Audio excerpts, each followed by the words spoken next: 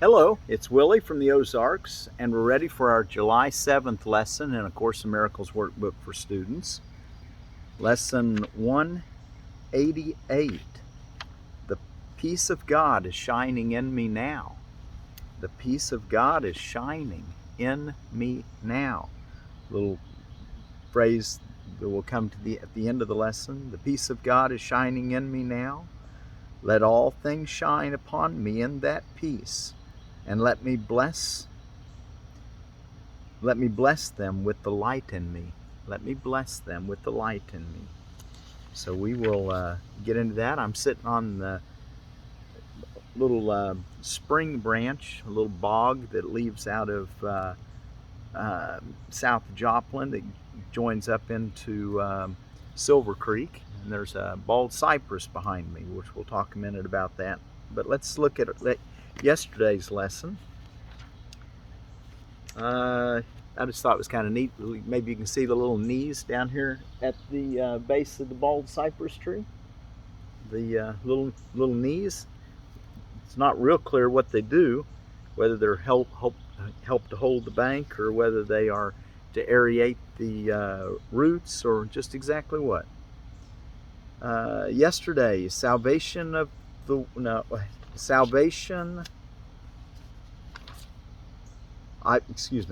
the world depends on me. That was lesson 186. Yesterday, 187. I bless the world because I bless myself.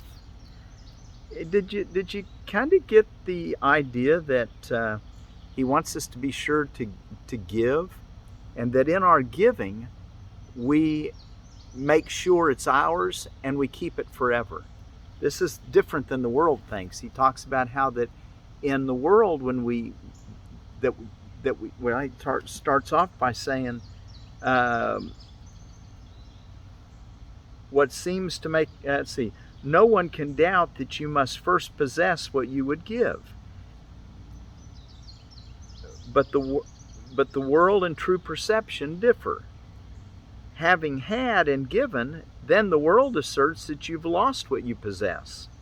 The truth maintains that giving will increase what you possess. How is this possible? For it is sure that you give a finite thing away, your body's eyes will not perceive it yours. Yet we have learned that things but represent the thoughts that make them.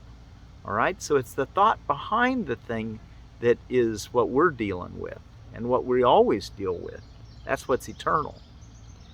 And you do not lack for proof that when you give ideas away, you strengthen them in your own mind. How many teachers have experienced that? That when you're teaching something, it becomes even stronger, more clear, more easy to understand. Just like I was telling you yesterday, I'm so glad to be able to share these truths with you all, because it strengthens it in me, in myself. Perhaps the form in which the thought seems to appear is changed in giving, yet it must return to him who gives, nor can the form it take be less acceptable. It must be more. Ideas must first belong to you before you give them. If you are to save the world, which you are, you first accept salvation for yourself. But you will not believe that this is done until you see the miracles it brings to everyone you look upon. Herein is the idea of giving clarified and given meaning. Now you can perceive that by your giving is your store increased. Protect all things you value by the act of giving them away. Wow. Protect all things you value by the act of giving them away, and you are sure that you will never lose them. What you thought they did not have is thereby proven what you thought you did not have is proven yours. You value not its form, for this will change and grow unrecognizable in time. However much you try to keep it safe, no form endures. No form endures. No form endures. It's the thought behind the form that's changeless. No form endures. It is the thought behind the form of things that lives unchangeable. Give gladly. You can only gain thereby. So this peace that you've learned to receive, this world of forgiveness opens up to you, we're now going to share that with others. And as we share it with others, it becomes stronger in ourselves, and we bless the whole world in our giving away what is true. All right? So I hope you did well on yesterday's lesson. I bless the world because I bless myself. You know, whatever you do to others, you're doing to yourself. And whatever you do to yourself, you're actually doing to others. It's, you know, there's just one of us. All right? So we're going to go on to lesson 188. The peace of God is shining in me now. I said I wanted to talk a moment about the bald cypress. Its scientific name is Taxodium disticum, I think. Disticum, maybe. And I've got a little branch. You can't really see the top of this tree. So there's the little, what appear to be little needles. But the bald cypress is a unique type of conifer in that it's a deciduous. You know, most evergreens or conifers hold their leaves year-round. They don't lose them in the winter, so that come winter you can still see all the greenery. Well, the bald cypress actually loses its leaves early in the fall and goes through the winter bald. That's it got its name, bald cypress. Anyway, it doesn't really have a lot of. It's not known to be really edible, and nor does it have a lot of known medical uses. The wood itself is very rot resistant, and there's an antifungal quality in the tree that some people have used that antifungal quality as a topical cream to rid fungus problems on the skin. So it's it does have some kind of healing qualities, perhaps for that aspect. But anyway, bald cypress. One of these days I'll show you the one I've got growing on my property next to my spring. It's got some knees on it too. And this little place where I'm sitting on the bank here, there's a whole lot of watercress that just really thick here. And watercress is, of course, that's just a little bitty piece of it. It's kind of in the mud right here. But the watercress is very tasty, nice to add to a salad. Very good. We'll talk about that later. But anyway, there's a lot of it growing in there. So they usually say that's clean water if it's watercress growing in it. All right, lesson 188. The peace of God is shining in me now. Why wait for heaven? You don't have to die to get there. Why wait for heaven? Those who seek the light are merely covering their eyes. The light is in them now. Enlightenment is but a recognition, not a change at all. Light is not of the world, yet you who bear the light in you are alien here as well. The light came with you from your native home and stayed with you because it is your own. It is the only thing you bring with you from Him who is your source. It shines in you because it shines in you because it lights your home and leads you back to where it came from, and you are at home. 2. This light cannot be lost. This light cannot be lost. Why wait to find it in the future or believe it has been lost already or was never there? It can so easily be looked upon that arguments which prove it is not there become ridiculous. Who can deny the presence of what he beholds in him?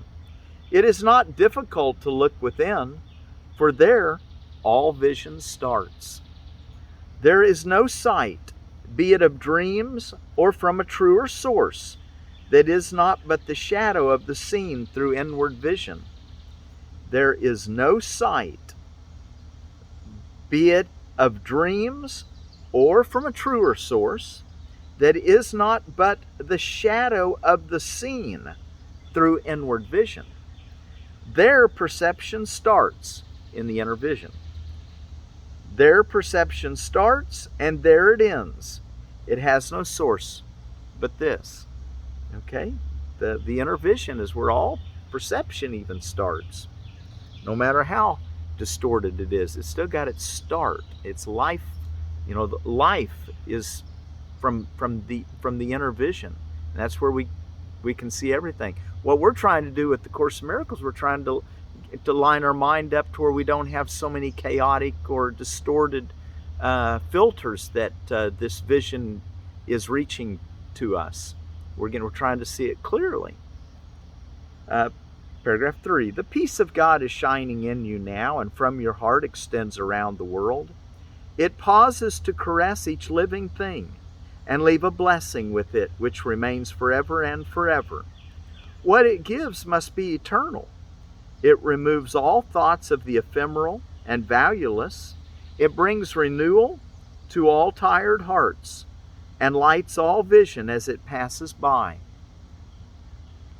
All of its gifts are given everyone, and everyone unites in giving thanks to you who give and you who have received. 4. The shining in your mind reminds the world of what it has forgotten, and the world restores the memory to you as well. From your salvation radiates with gifts beyond all measure, given and returned.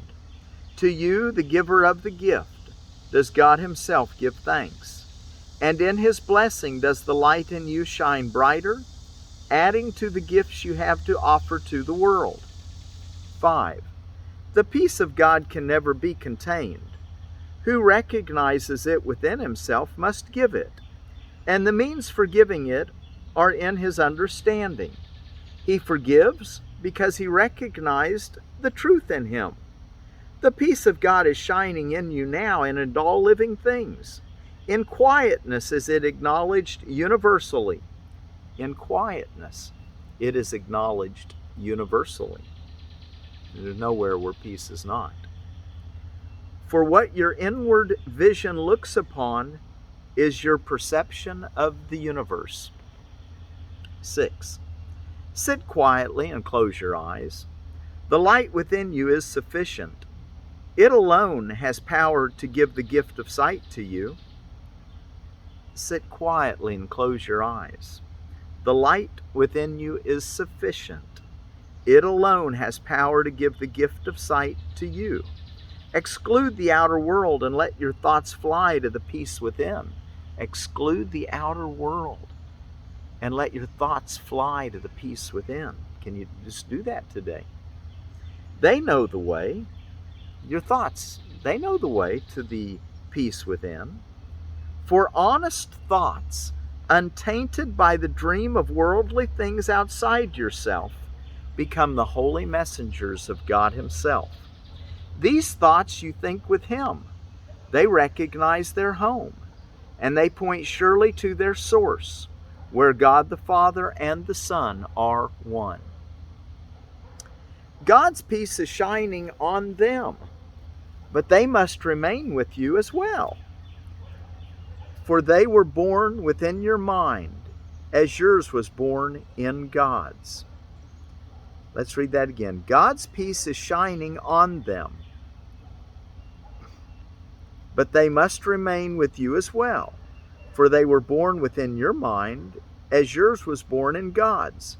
They lead you back to peace, from where they came, but to remind you how you must return. They heed your Father's voice when you refuse to listen, and they urge you gently to accept His word for what you are, instead of fantasies and shadows. They remind you that you are the co-creator of all things that live. For as the peace of God is shining in you, it must shine on them. Paragraph 8. We practice coming nearer to the light in us today.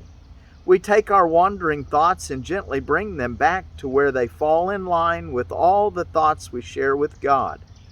We will not let them stray. We let the light within our minds direct them to come home.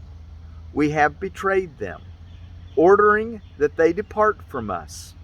But now we call them back and wash them clean of strange desires and disordered wishes. We restore them. We restore to them the holiness of their inheritance. And the last paragraph. Thus are our minds restored with them, and we acknowledge that the peace of God still shines in us and from us to all living things that share our life. We will forgive them all, absolving all the world of what we thought it did to us. We will forgive them all, absolving all the world of what we thought it did to us. For it is we who make the world as we would have it. Boy, the thoughts we have are powerful, that they make the whole world as we see it. There's no one to blame but you, and you don't need to blame yourself. Just go deep into your thoughts, back to the source of vision, and look for the truth. Let the light shine on you, the light of peace. And let it give you the new vision so that your world can change on the outer too. So that last paragraph, I didn't finish it. Let's start at the beginning of it. Thus are our minds restored with them, and we acknowledge that the peace of God still shines in us and from us to all living things that share our life. We will forgive them all, absolving all the world of what we thought it did to us. For it is we who make the world as we would have it. Now we choose that it be innocent. Now we choose that it be innocent, devoid of sin, and open to salvation. And we lay our saving blessing on it as we say, the peace of God is shining in me now. Let all things shine upon me in that peace, and let me bless them with the light in me. The peace of God is shining in me now. Let all things shine upon me in that peace, and let me bless them with the light in me. So now we choose that it be innocent. The world we see, we're going to see it as innocent, using forgiveness. It'll be devoid of sin and open to salvation. And we lay our saving blessing on it as we say, the peace of God is shining in me now. Let all things shine upon me in that peace, and let me bless them with the light in me.